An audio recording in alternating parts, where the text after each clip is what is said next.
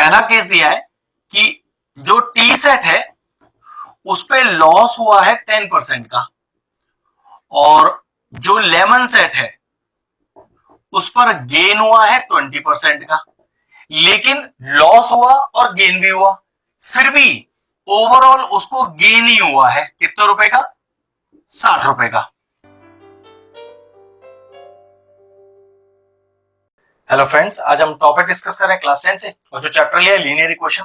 एक बहुत ही शानदार क्वेश्चन है, एक यूनिक लेवल का। चलो मैं क्वेश्चन पढ़ता हूं। देखिए क्वेश्चन कह रहा है कि on selling a tea set at 10% loss and a lemon set at 20% gain, a shopkeeper gain 60 rupees.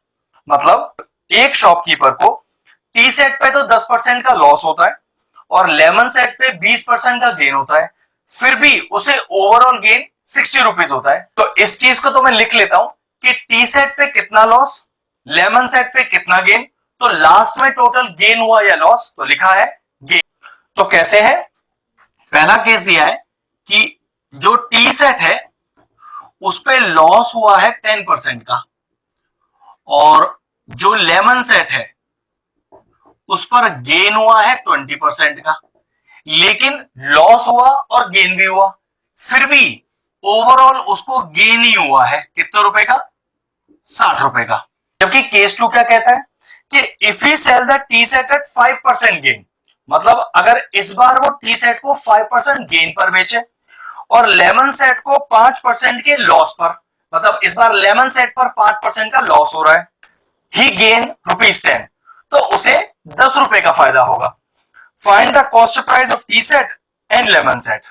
तो फिर सेकंड केस क्या है वो भी लिख लेते हैं। सेकंड केस कह रहा है कि जो टी सेट है उस पर इस बार 5% का गेन हुआ, और जो लेमन सेट है उस पर 5% का हुआ लॉस, लेकिन फिर भी ओवरऑल जो गेन हुआ, कुल मिलाकर, ऐसे कह सकते हैं कि कुल मिलाकर गेन, तो इधर जो कुल मिलाकर गेन हुआ वो हुआ 10 रुपए का।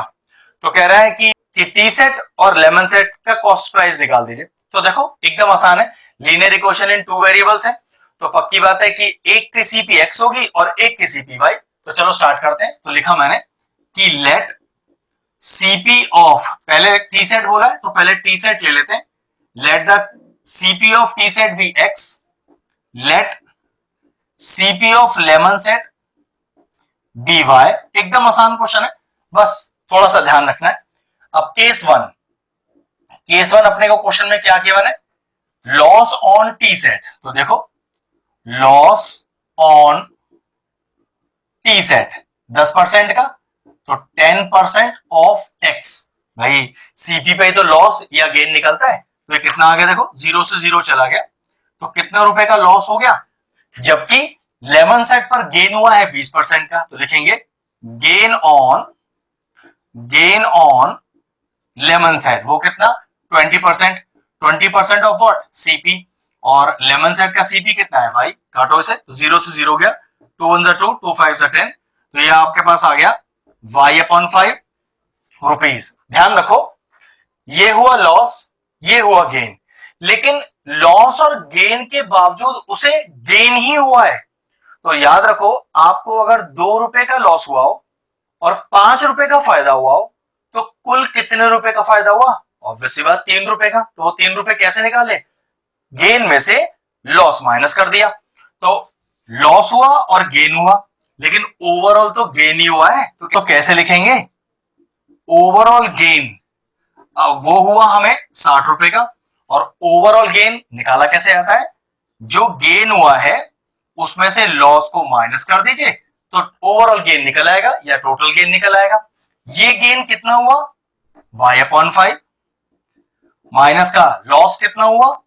x/10, और इज इक्वल टू 60। एलसीएम ले लेते हैं, एलसीएम 10 आएगा इसका। ये हो गया आपके पास 2y माइनस का x इज इक्वल टू 60, और इक्वेशन कैसे आ गई? -x प्लस 2y और इज इक्वल टू 600। ये लीजिए, हमारी पहली इक्वेशन तैयार है। ध्यान ये रखना है, लॉजिक क्या है? लॉजिक ये है कि टी सेट पर लॉस हुआ, लेमन सेट पर गेन हुआ, फिर भी ओवरऑल में गेन ही हुआ, तो ओवरऑल का गेन निकालेंगे कैसे? गेन माइनस लॉस, उससे इक्वेशन हमारी बन गई, और मेक इट इक्वेशन 1। अब केस 2 लेते हैं, बिल्कुल इसी तरह का ही केस है। चलिए देखिए केस 2 क्या कह रहा है हमसे। केस 2 कह रहा है कि इस बार टी सेट पर तो हुआ है गेन ऑन टी सेट, और टी सेट का गेन कितना है 5%। गेन हो या लॉस हो सब सीपी पे निकलता है, जो कि ये एक्स आपके पास कितना आ गया, देखो ये आ गया आपके पास x अपॉन 20। तो इस बार आपको जो टी सेट है उस पर x अपॉन 20 रुपीज का तो गेन हुआ है, और 11 सेट पे 5% का लॉस हुआ है, तो लिखेंगे लॉस ऑन 11 सेट। वो है तो 5% का ही, लेकिन निकलेगा किस पे, निकलेगा तो वो आपके सीपी पर, फिर कैंसिल आउट हो गया, फिर 20 आ गया, तो y अपॉन 20 रुपीज का इस बार हो गया लॉस। लेकिन ओवरऑल तो अभी भी गेन ही हुआ है, और ओवरऑल गेन निकाला कैसे आता है, पीछे वाला हमने क्या किया था कि ओवरऑल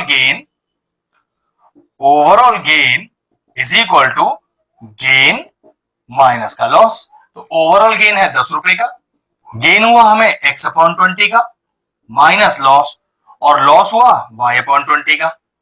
फिर से लेंगे एलसीएम, तो देखो एलसीएम कितना आ गया इसका 20, तो एलसीएम आ गया क्योंकि बेस तो सेम है, तो x माइनस वाई ऊपर as it is equal to में 10, और इक्वेशन क्या बनी x minus Y is equal to 200, और मेक इट इक्वेशन 2। अब क्या करें, अब साइमल्टेनियस लीनियर इक्वेशन में हम एलिमिनेशन मेथड या सब्स्टिट्यूशन मेथड यूज कर सकते हैं। तो मैं देखो माइनस एक्स और प्लस एक्स मौजूद है, तो मैं एलिमिनेशन मेथड लगाकर x और y का वैल्यू निकालूंगा।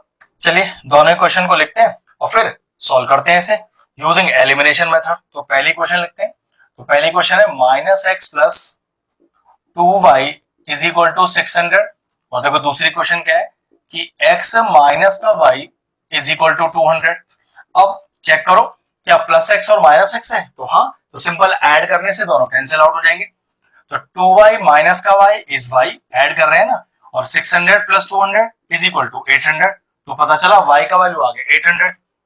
इस y की वैल्यू को किसी भी क्वेश्चन में पुट कर दो, तो छोटी क्वेश्चन 2 में पुट करते हैं, तो y जहां लिखा है मैं 800 डाल दूंगा, तो x minus y that is equal to 800 is equal to 200, minus 800 को उधर ले जाइए, तो कितना हो गया, वो हो गया 1000।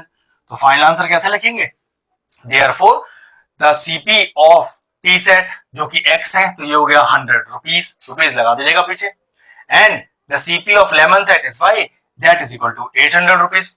एक शानदार क्वेश्चन था, बस इसका ट्रिक याद रखना था, क्वेश्चन सॉल्व हो गया। अगर इस तरह के और इंटरेस्टिंग वीडियोस देखना चाहते हैं तो हमारे चैनल की प्लेलिस्ट में जाएं, वहां लीनियर इक्वेशन की सेपरेट प्लेलिस्ट बनी हुई है, वो प्लेलिस्ट मैं आपको एंड स्क्रीन में भी दे दूंगा, और सारे चैप्टर्स की प्लेलिस्ट के साथ जाके उन्हें भी चेक कर सकते हैं। ये क्वेश्चन फिनिश हुआ, वीडियो फिनिश करते हैं।